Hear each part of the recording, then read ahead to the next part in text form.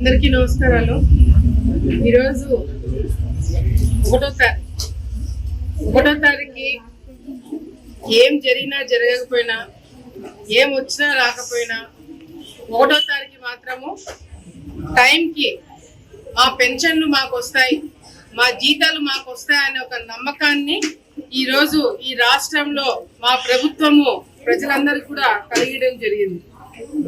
గతంలో YCP party అధికారంలో ఉన్నప్పుడు పెన్షన్లు వస్తాయా రా అని పక్కన పెడితే వాళ్ళ పెన్షన్లు ఎప్పుడు పీకేస్తారో, జీతాలు రాకుండా ఉద్యోగస్తులు ఎట్లా ఇబ్బందులు పెట్టారనేది కూడా మనం ఇంకా మర్చిపోలేదు. ఈ రోజు చంద్రబాబు నాయుడు గారు అధికారంలోకి ఎన్డీఏ ప్రభుత్వం వచ్చిన తర్వాత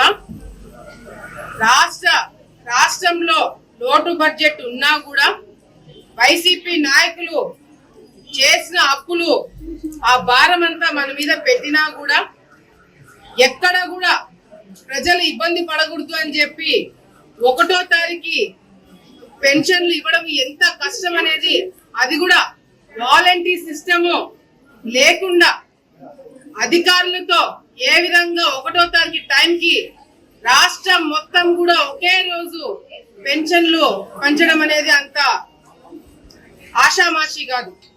అదే విధంగా ఉద్యోగస్తులు వాళ్ళని కేవలము పనులు చేయించుకోవడానికి ఉపయోగించుకొని జీతాలు ఇచ్చే టైంకి రాష్ట్రంలో లోటు బడ్జెట్ ఉందని వంకతో వాళ్ళని ఇబ్బంది పెట్టే కార్యక్రమాలు చేయకుండా ఒకటో తారీఖు వాళ్ళకి జీతాలు కూడా టైంకి వేసి వాళ్ళని వాళ్ళ కుటుంబాలని ఈ రోజు ఆదుకున్న ప్రభుత్వం ఏదైనా ఉంది అంటే అది కేవలం ఎన్డీఏ ప్రభుత్వం అని చెప్పి ఈరోజు గర్వంగా మేమందరం కూడా చెప్పుకోగలుగుతున్నాం.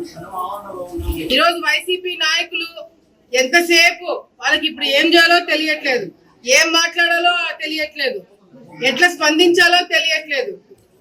కావాలనే ఇష్టం వచ్చినట్టు ఏదో ఇంకా అప్పుడప్పుడు మనము మీడియా ముందు కనిపించకపోతే మనల్ని మర్చిపోతారు, మన నాయకుల సంగతి వాళ్ళ చుట్టూ తిరిగే వాళ్ళు కూడా మర్చిపోతారేమో అని చెప్పి అప్పుడప్పుడు వచ్చి హడావిడి చేయడం తప్ప ఈ రోజు సూపర్ 6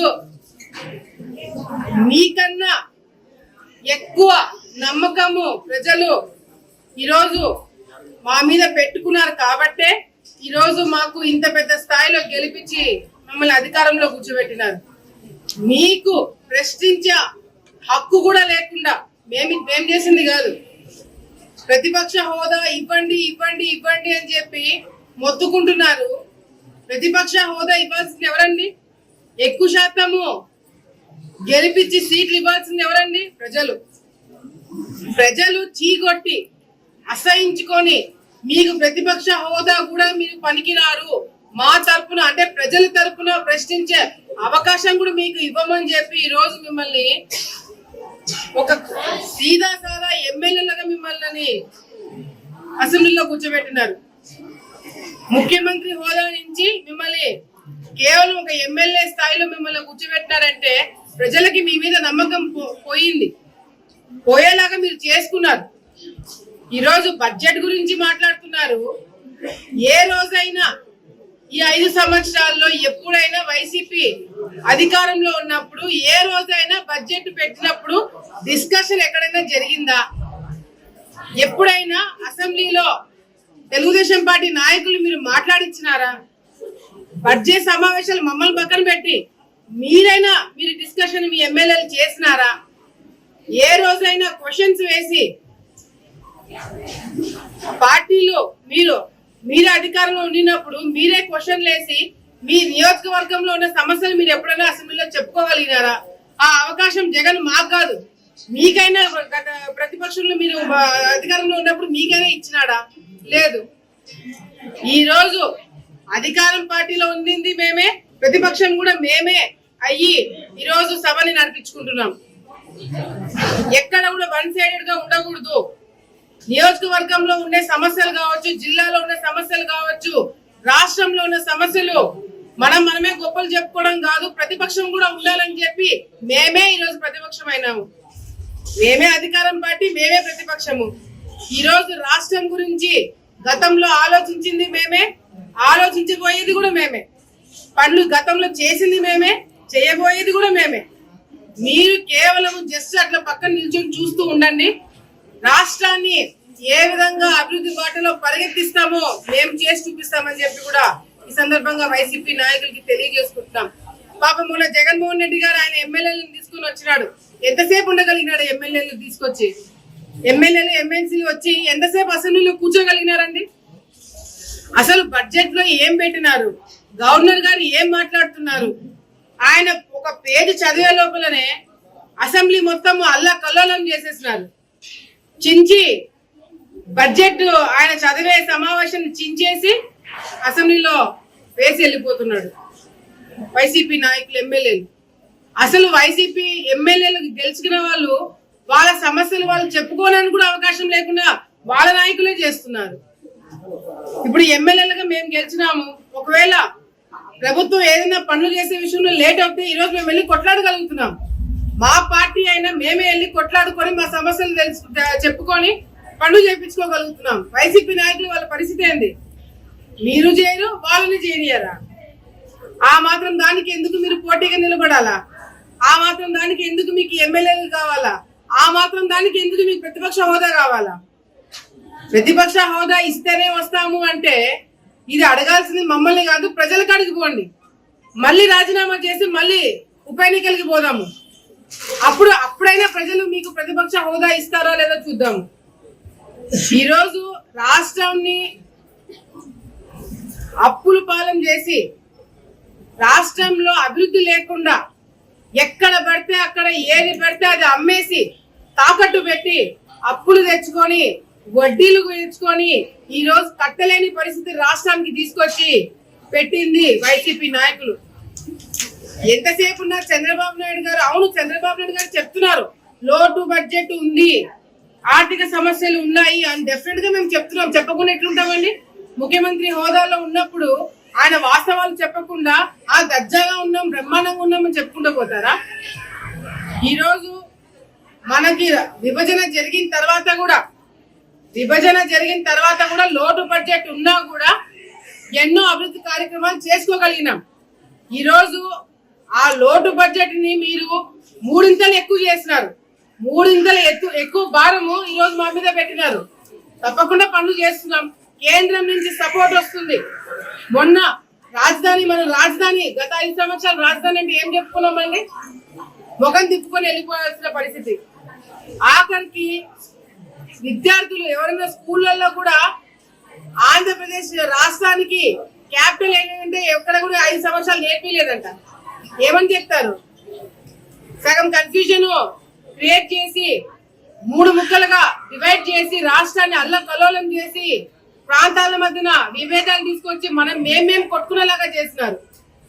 రాయలసీమకి జ్యుడిషియరీ క్యాపిటల్ చేస్తామన్నారు, మీకు పాలాభిషేకాలు చేస్తున్నారు. ఏం చేస్తారు రాయలసీమకి మీరు? ఈ రోజు రాయలసీమకి కావాల్సినవి పరిశ్రమలు కావచ్చు, సాగునీటి కావచ్చు, తాగునీటి ప్రాజెక్టులు తప్పకుండా తీసుకొస్తామని హామీ ఇచ్చింది ఎన్డీఏ ప్రభుత్వం.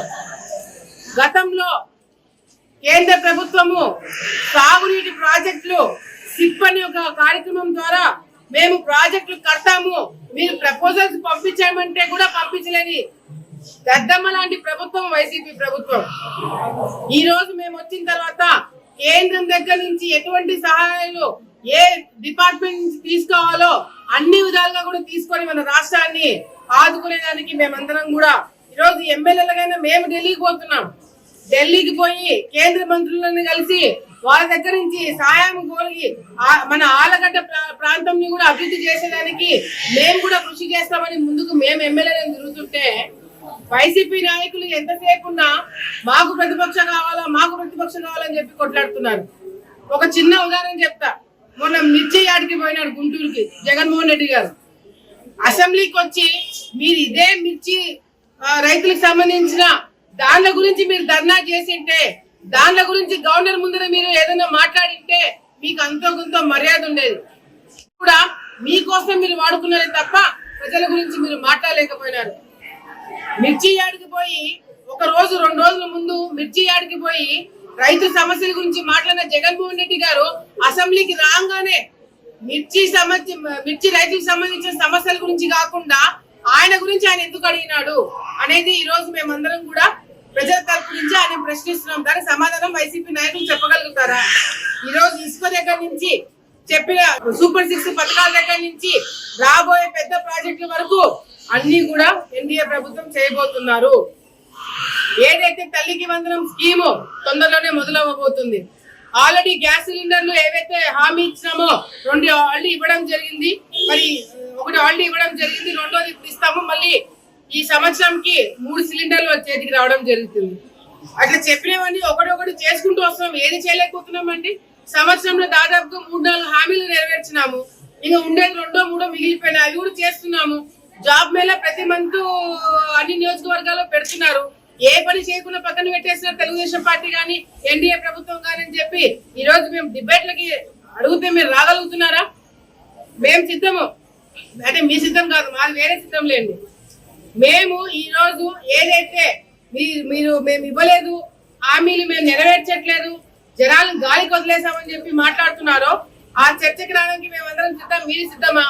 ఎంత నీచంగా తయారైనారంటే వైసీపీ నాయకులు, మొన్న రోజా గారు ప్రెస్ మీట్ పెట్టి ఏమని మాట్లాడతారు? లోకేష్ అన్న దుబాయ్ లో కుటుంబంతో పాటు క్రికెట్ మ్యాచ్ చూడడానికి పోయినందుకు అది రాష్ట్రము మేము పక్కన పెట్టేస్తామంట. ప్రజా సమస్యలు పక్కన పెట్టి లోకేష్ గారు పోయి క్రికెట్ మ్యాచ్ లో పాల్గొన్నారంట. ఏమన్నా అర్థం ఉందా? అంటే బురద జల్లాలనుకుంటే కుటుంబంతో పక్కకి ఒక గంట సేపు 2 గంటల సేపు కుటుంబంతో గడపడానికి కూడా తప్పేనా? ఈలాగా జగన్మోహన్ రెడ్డి గారు ప్రభుత్వం డబ్బులు తీసుకొని పోయి లండన్ లో కూతుర్లను కలవడానికి పోలేదు. ప్రభుత్వం డబ్బులతోటి ఈ రోజు ఎంత అవినీతి చేశారో ఆ కార్యక్రమం చేయట్లేదు. కుటుంబంతో బయటికి పోయినా కూడా తప్పని చెప్పి మాట్లాడుతున్నారంటే ఇంకా అంటే వీళ్ళ కుటుంబాలు వీళ్ళు గాలికి వదిలేసుకుంటారు. మేము కూడా కుటుంబాలను వదిలేసుకొని రాష్ట్రాన్ని దోచుకునే పనిలో పడాలని చెప్పి వాళ్ళు కోరుకుంటున్నారేమో.